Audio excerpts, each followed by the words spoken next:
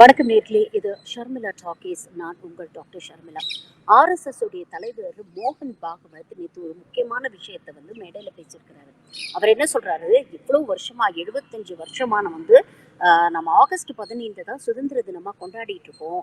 ஆனா உண்மையிலேயே நமக்கு ஆகஸ்ட் 15 சுதந்திரம் கிடைக்கல. அந்த சமயத்துல ஏற்படுத்தப்படக்கூடிய அரசியலமைப்பு சட்டம் உண்மையிலேயே இந்தியாவுடைய அந்த ரிலீஜியஸ் ஃப்ளேவரை, அந்த ஹிந்து ராஷ்டிரம் அப்படிங்கிற அந்த கான்செப்டை, அந்த ஐடியாலஜியை உள்வாங்காம உருவாக்கப்பட்டது.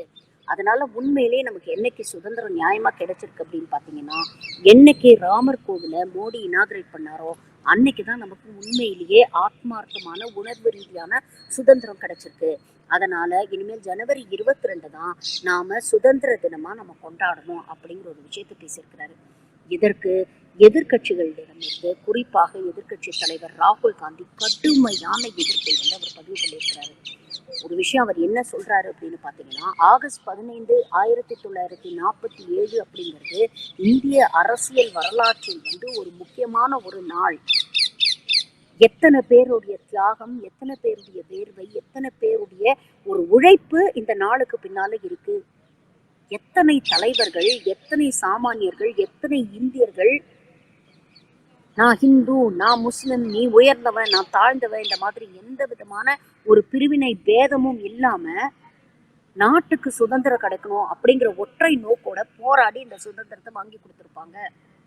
அத்தனை சுதந்திர போராட்ட தியாகிகளுடைய உழைப்பையும் தியாகத்தையும் கொச்சைப்படுத்தும் வகையில் மோகன் பாகவத் பேசியிருக்கிறாரு அப்படிங்கிற ஒரு விஷயத்த பதிவு பண்றாரு. இரண்டாவது இன்னொரு விஷயம் அவர் என்ன சொல்றாரு அப்படின்னு பாத்தீங்கன்னா, இந்தியாவை ஒரு ஹிந்து ராஷ்டிரம் என்று நிறுவுவதில் அடுத்த படியை எடுத்து வச்சிருக்குது ஆர்எஸ்எஸ் அப்படிங்கிற ஒரு விஷயத்த பதிவு பண்றாரு. ராமர் கோவில் இனாகிரேட் பண்ண தினத்தை சுதந்திர தினமாக கொண்டாடணும் அப்படின்னு நீங்க சொல்ல வரீங்கன்னா, அப்ப என்ன அர்த்தம்? இந்த ஸ்டேட்மெண்ட்டுக்கு பின்னால என்ன ஒளிஞ்சிருக்கு, என்ன கருத்து ஒளிஞ்சிருக்கு? இது ஹிந்துக்களுக்கான நாடு, ஹிந்து பெரும்பான்மை வாழக்கூடிய ஒரு நாடு. இங்க இருக்கக்கூடிய மற்ற மதத்தை சேர்ந்தவர்கள்லாம் செகண்ட் கிரேட் சிட்டிசன்ஸ் தான் அப்படிங்கிறத நீங்க நிறுவ முயற்சி பண்றீங்க. ஆனா உண்மையிலேயே இந்தியாவுக்கு சுதந்திரம் வாங்கி கொடுத்ததுல எல்லா கம்யூனிட்டியை சேர்ந்தவங்க, எல்லா ரிலிஜன்ஸ் சேர்ந்தவங்களுடைய கான்ட்ரிபியூஷனும் இருக்கு. அப்ப ஒட்டு மொத்தமா அதையெல்லாம் மறக்கடிக்க செய்யக்கூடிய ஒரு அயோக்கியத்தனத்தை ஆர்எஸ்எஸ் செய்யுது. இதே வேற ஏதாவது ஒரு நாட்டுல இப்படி நீங்க பேசியிருந்தீங்கன்னா உங்க மேல இந்நேரத்துக்கு தேச துரோக வழக்கு பாஞ்சு உங்களை தூக்கி உள்ள வச்சிருப்பாங்க. ஆனா அன்பார்ச்சுனேட்லி இங்க உங்க அரசாங்கம் நடக்கிறதுனால இதெல்லாம் பேச விட்டு வேடிக்கை பார்த்துட்டு இருக்காங்க அப்படிங்கிற ஒரு விஷயத்த பதிவு பண்றாரு. இதை ராகுல் காந்தி சொன்ன உடனே வழக்கம் போல பாஜக தரப்பினர் ஓவரா ரியாக்ட் பண்ண ஆரம்பிக்கிறாங்க. எதுக்கு ரியாக்ட் பண்றாங்க அப்படின்னு பாத்தீங்கன்னா, ராகுல் காந்தி பேசும்போது ஒரு விஷயத்த குறிப்பிடுறாரு. இங்கே நடக்கக்கூடிய இந்த போர் அப்படிங்கிறது வெறும் அரசியல் ரீதியான போர் மட்டும் இல்ல, சித்தாந்த ரீதியான போர் மட்டும் இல்ல. இன்னைக்கு கிட்டத்தட்ட இந்தியன் ஸ்டேட்டை எதிர்த்தே நாங்க போராட வேண்டி இருக்கு. வெறும் ஆர்எஸ்எஸ் பிஜேபி அரசை நோக்கி மட்டும் இல்ல, இந்தியன் ஸ்டேட் அப்படின்னு சொல்றாரு. அவர் இந்தியன் ஸ்டேட் அப்படின்னு சொல்றது இங்க இருக்கக்கூடிய பாஜக ஒன்றிய அரசு மட்டும் அல்லாமல் இங்கே இண்டிபெண்டா இயங்க வேண்டிய இன்ஸ்டிடியூஷன்ஸ் எல்லாம் எப்படி பாஜக கபலீகரம் பண்ணி வச்சிருக்குது. இன்னைக்கு இடியா இருக்கட்டும், ஐடியா இருக்கட்டும், சிபிஐயா இருக்கட்டும், எலெக்ஷன் கமிஷனா இருக்கட்டும், ஜுடிஷியரியா இருக்கட்டும், மீடியாவா இருக்கட்டும், இன்னைக்கு எல்லாமே பிஜேபியுடைய ஏவல் துறைகளா இன்னைக்கு வேலை செஞ்சுட்டு இருக்கிறாங்க. மக்கள் ஒரு பிரச்சனைனா யாருக்கிட்ட போய் முறையிட முடியும்? எந்த பக்கம் திரும்பினாலும், எந்த கதவை தட்டினாலும் இங்க இருக்கக்கூடிய சராசரி மனுஷனுக்கு நியாயம் கிடைக்க மாட்டேங்குது. அப்படிப்பட்ட ஒரு இந்தியன் ஸ்டேட்டை எதிர்த்து இன்னைக்கு நாங்க போராட வேண்டியிருக்கு அப்படிங்கிற விஷயத்த பதிவு பண்றாரு. உடனே பிஜேபியில இருந்து ஓவரா வழக்கம் போல ரியாக்ஷன்ஸ். நட்டா ஒரு பக்கம் பேசுறாங்க, நிர்மலா சீதாராமன் ஒரு பக்கம் பேசுறாங்க. என்ன சொல்றாங்க பாத்தீங்களா? இன்னைக்கு தெரிஞ்சு போச்சு ராகுல் காந்தியோடைய உண்மையான இன்டென்ஷன் என்னன்னு தெரிஞ்சு போச்சு. இந்திய அரசை எதிர்த்து பேசுறாரு. தேச விரோத சக்திகளோட ரகசியமா கூட்டணி போட்டுக்கிட்டு, அர்பன் நாக்சல்ஸோட கை கோர்த்துக்கிட்டு இன்னைக்கு தேச விரோதியா இவர் மாறிட்டாரு. எம்பி பதவியில உட்கார்ந்துக்கிட்டு இன்னைக்கு இந்திய தேசத்தையே சீர்குலைக்கணும், இந்தியாவை டீஸ்டபிளைஸ் பண்ணணும் அப்படின்னு முயற்சி பண்றாரு. இவர் மேல தேச துரோக வழக்கு போட்டு இவரை 7 வருஷம் தூக்கி எங்களால உள்ள வைக்க முடியும் அப்படின்னு பேசுறாங்க. நீங்க ஆர்எஸ்எஸ் பாஜகவுடைய இது போன்ற பேச்சுகளை வெறும் ஒரு தனி இன்சிடென்ட்டா நீங்க பார்க்க முடியாது. இது பல விஷயங்களை நீங்க கோர்த்து வச்சுதான் பார்க்கணும். 2021 ஆகஸ்ட் 14ஆம் தேதிய நரேந்திர மோடி அனௌன்ஸ் பண்றாரு, பார்ட்டிஷன் ஹாரர்ஸ் ரிமெம்பரன்ஸ் டே.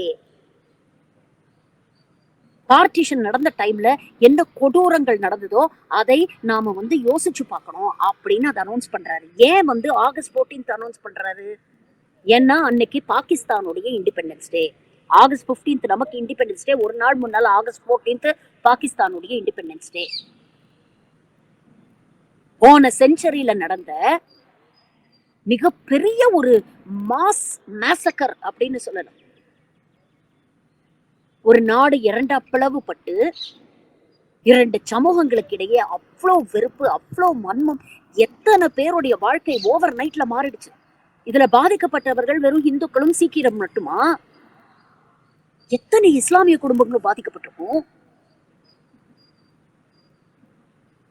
அப்போ ஒரு தரப்பினரை மற்றும் குற்றவாளியாக நிறுத்துறது எந்த விதத்துல நியாயம்? அப்ப ஆகஸ்ட் 14 பார்ட்டிஷன் ஹாரர்ஸ் ரிமெம்பரன்ஸ் டேன்னு அறிவிக்கிறாங்கன்னா, மக்கள் மனதில் இருக்கக்கூடிய அந்த வெறுப்பை சொரிஞ்சு விடுற வேலை தானே இது. அத வருஷம் அதை இவங்க ஞாபகப்படுத்திட்டே இருக்கிறாங்க.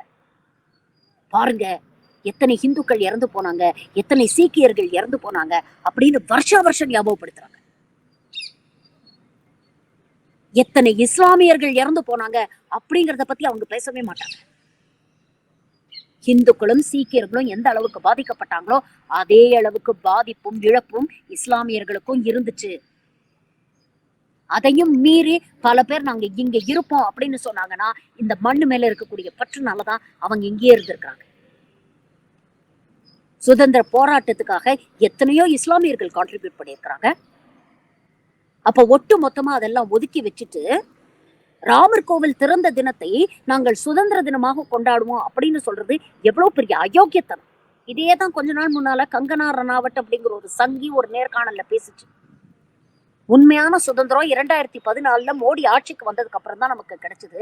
அதுக்கு முன்னால கிடைச்ச சுதந்திரம் பிரிட்டிஷார் நமக்கு போட்ட பிச்சை அப்படின்னு பேசிச்சு.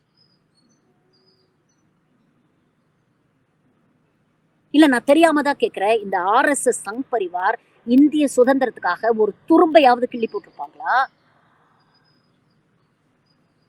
இந்திய சுதந்திரத்துக்கு நாங்க இவ்வளவு கான்ட்ரிபியூட் பண்ணிருக்கோம் அப்படின்னு சொல்றதுக்கு இவங்களுக்கு ஏதாவது ஒரு வரலாறு இருக்கா? காங்கிரஸ்க்கு அந்த வரலாறு இருக்கு. 9 வருஷத்துக்கு மேல ஜெயில இருந்தாரு பிரதமர் ஜவஹர்லால் நேரு. உங்களுக்கு என்ன தகுதி இருக்கு பேசுறதுக்கு? சுதந்திரம் வாங்கின உடனே சாவர்கர் சொல்றாரு, எங்களை பொறுத்த வரைக்கும் இந்த திரங்காவை நாங்க பறக்க விட மாட்டோம், காவி கொடிதான் எங்களுடைய கொடி, இதை தேசிய கொடியாக நாங்க ஏத்துக்க மாட்டோம் அப்படின்னு பேசினாரு வீர் சாவர்கர். நாக்பூர்ல எவ்வளவு வருஷம் இந்திய கொடியை திரங்காவை ஏத்தாம இருந்தாங்க இவங்க. இந்த கூட்டம் தான் நமக்கு தேசபக்தி பாடம் எடுக்குது.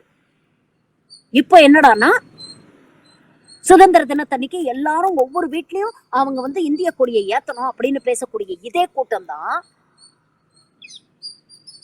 இந்த மூவர்ண கொடிய தேசிய கொடிய நாங்க எங்களோட கொடியா ஏத்துக்க மாட்டோம்னு பேசிச்சு. RSS சங் பரிவார் எவ்வளவு அழகா டேட்ஸ் மேனிபுலேட் பண்றாங்க அப்படிங்கிறதுக்கு மேலும் ஒரு உதாரணம் சொல்றேன். வல்லபாய் பட்டேலை தூக்கி வச்சு கொண்டாடுறாங்க இல்லையா, இதே வல்லபாய் பட்டேல் தான் RSS ஒரு தீய சக்தின்னு அந்த ஆர்கனைசேஷனை 1948 பேன் பண்ணார். இவங்களாலதான் மகாத்மா காந்தியோட உயிரும் போச்சு. அப்படிப்பட்ட பட்டேலுக்கு ஸ்டாச்சு ஆஃப் யூனிட்டி அப்படின்னு சொல்லி 3000 கோடியில இவங்க செலவைக்கிறாங்க அப்படின்னா, பட்டேல் மேல இருக்கக்கூடிய பற்றுலையா இவங்க அதை செய்யறாங்க? குஜராத்ல இருக்கக்கூடிய பட்டேல் சமூகத்தோடைய ஓட்டை அறுவடை பண்ணணும். ஆனா அதுக்கு பின்னால இன்னொரு சிக்னிபிகன்ட் பொலிட்டிக்கல் இவெண்ட் இருக்கு. 1984 இதே அக்டோபர் 31ஆம் தேதி தான் இந்திரா காந்தி கொல்லப்பட்டார்.